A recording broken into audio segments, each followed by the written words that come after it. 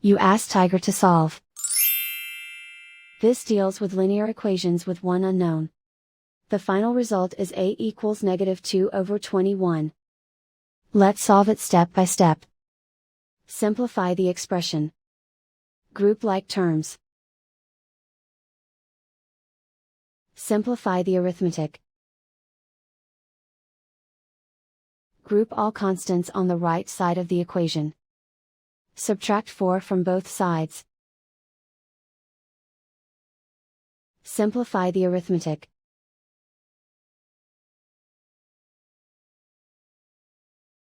Isolate the a. Divide both sides by 42. Simplify the fraction.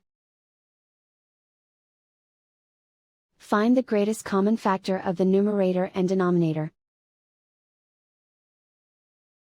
Factor out and cancel the greatest common factor. And so the final result is a equals -2/21.